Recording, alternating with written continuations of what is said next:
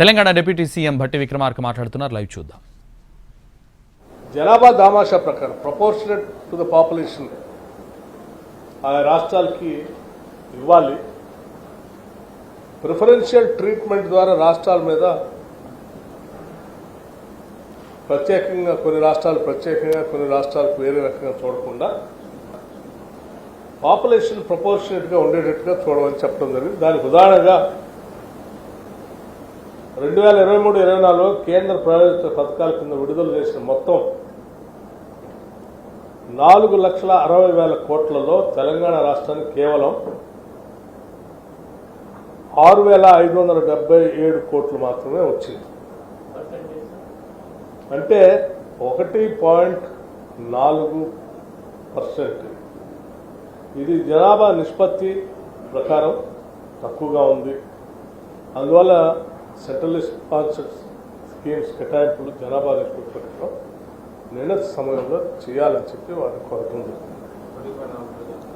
అట్లాగే ఏపీ పునర్విభజన చట్టం ప్రకారం 2014 సెక్షన్ 94(2) కింద రాష్ట్రానికి ప్రతి సంవత్సరం 450 కోట్లు ఇవ్వాలని సూచించారు.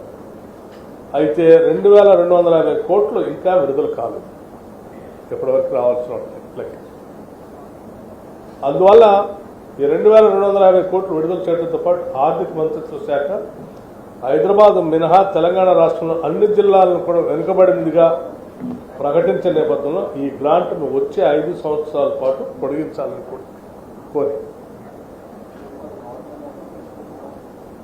రాష్ట్రం ఏర్పడిన మొదటి సంవత్సరంలోనే తెలంగాణ కోసం మంజూరైన 495.21 కోట్లు సెంట్రల్ స్పాన్సర్డ్ స్కీమ్స్ గ్రాంట్లు యూనియన్ మంత్రిత్వ శాఖ పొరపాటుగా ఆంధ్రప్రదేశ్కు విడుదల చేసింది. ఈ మొత్తం కేంద్రం ద్వారా తిరిగి సరిచేసి తిరిగి తెలంగాణకు ఇవ్వాలని చెప్పింది. Mahatma Gandhi national employment guarantee scheme కింద నిధుల వినియోగంపై రాష్ట్రాలపై విధించిన పరిమితులను ఆ పనులు ఉపాధి సృష్టిస్తూ ఆ పనులు ఆస్తులను సృష్టించేవిగా ఉంటే వాటికి అనుమతులు ఇచ్చేటట్టుగా చూడమని చెప్పారు. అట్లాగే ఆలమూరు రంగారెడ్డి ప్రాజెక్టు జాతీయ హోదా కల్పించాలి. కేంద్ర ప్రభుత్వం మూసీ రివర్ డెవలప్మెంట్ కోసం అధిక నిధులు కేటాయించాలి. రీజనల్ రింగ్ రోడ్ పూర్తి చేసిన నిధులు కేటాయించి కేంద్ర ప్రభుత్వం సహకరించాలి. తెలంగాణ రాష్ట్రంలో మరిన్ని నవోదయ పాఠశాలలు కేటాయించాలి. ప్రధాని సూర్య గారి విద్యుత్ సబ్సిడీ ముఫ్తీ బిజిలీ యోజన పథకం కింద తెలంగాణ రాష్ట్రం సబ్సిడీ నిధులు రూటింగ్ చేయడానికి కేంద్రం సహకరించాలి. రాష్ట్ర ప్రభుత్వం పెట్టుబడి భారాన్ని తగ్గించడానికి చర్యలు తీసుకోవాలి.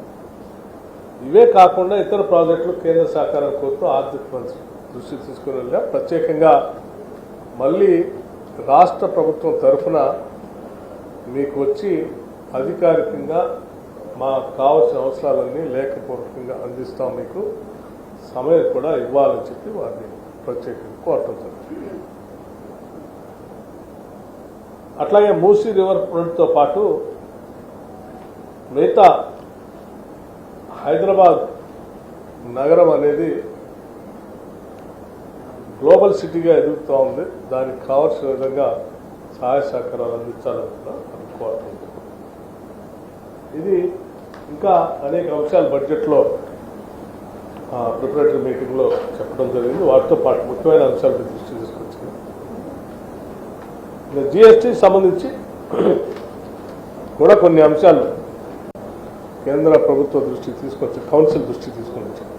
వాటిల్లో ప్రధానంగా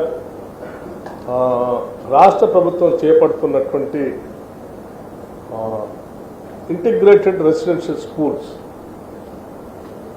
రాష్ట్ర ప్రభుత్వం విద్య మీద ప్రత్యేకంగా దృష్టి సారిస్తాం. వాటికి సంబంధించినటువంటి వాటికి పక్కా భవనాలు పెద్ద ఎత్తున నిర్మించాలని కూడా ఆలోచన చేసింది.